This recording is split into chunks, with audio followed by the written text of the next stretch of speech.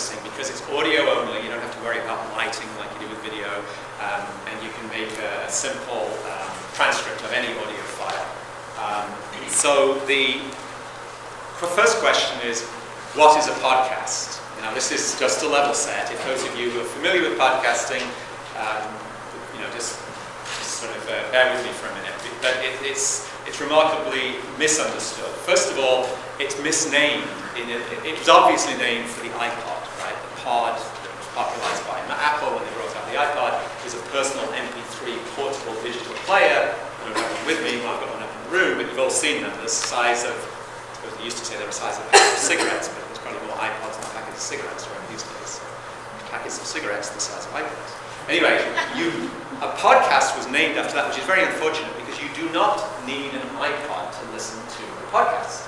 Any modern laptop, any computer with speakers will do, because all it is a way of accessing what's called syndicated audio, which I'll talk about in a minute, through the internet. So you've all been to websites, I presume, where when the minute you click on the website, Patricia Fritz, sitting in the front row here, is a colleague of mine in the National Speakers Association, and she does speech coaching, and when you go to her website, up pops a video and you hear her speaking, and that's very, very common these days.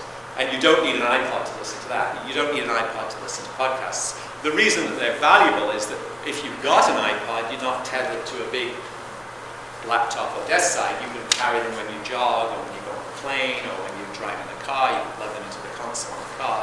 So they're very portable, and that's one reason they're attractive to people. But the reason we call it syndicated audio, it's not just an audio file. So an audio file in and of itself, it's like I said before, if it just sits on your desk, it's not a podcast or repurposed. If it's just sitting on your computer, it's not going to be of any use to anybody unless you invite people one at a time to come over to your computer and press play and listen to it.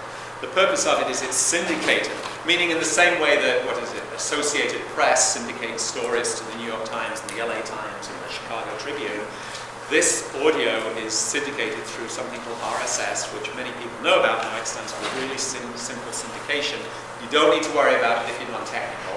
And the technical people shouldn't throw a hissy fit if you tell them you need an RSS feed. It's like saying you need a web page with HTMLs or a word processing document in Microsoft Word. It's that straightforward. And the way to think about it is it's TiVo for the ears. So you're all familiar with TiVo, which time shifts. If your favorite whatever program is on the channel 5 right now while you're in this auditorium, 10 years ago that was a disaster.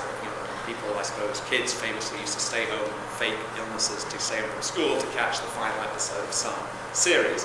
Today that's probably gone the way of typewriter, because you can TiVo, you can record broadcast television and then play it back whenever you want. With a podcast, it's sent out on the internet and you can either download it for listen later or you can stream it and listen live. Most people, I would advise, most of your audiences will listen to it at their liberty, listen to it later. This is my typology, but I would offer that there are 3 main types of podcasts.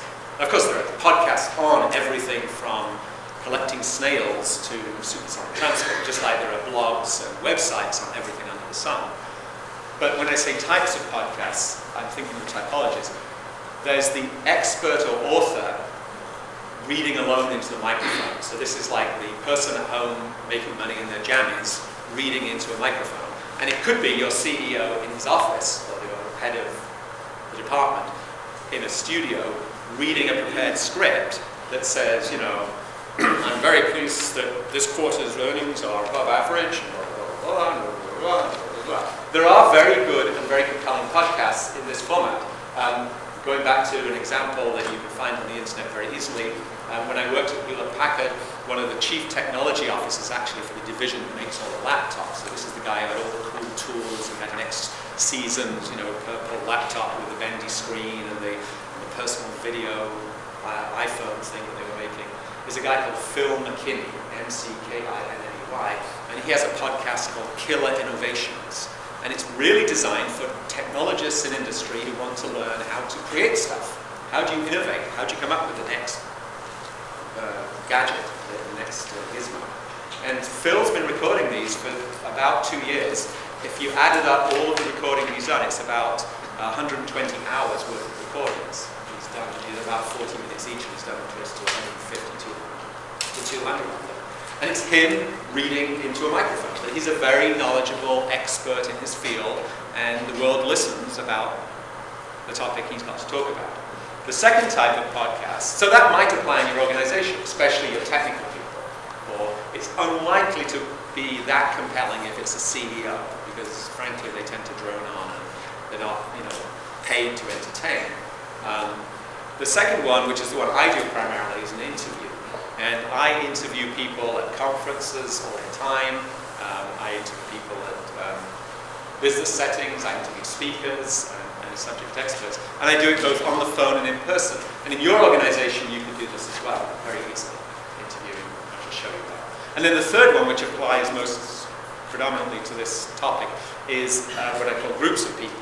So you've got the individual sitting at home, one person, two people, the interviewer and the interviewee, and then a group of people, one to many, like we are, where this speech is recordable as a podcast. Or you could have seminars or classes that could also be podcasts. The National Speakers Association in Northern California has an annual 11-month program where new speakers and people who want to take their speaking career to the next level meet for a whole Saturday once a month, and they have instruction classes like we have here today, right? And those are podcasts under password protection.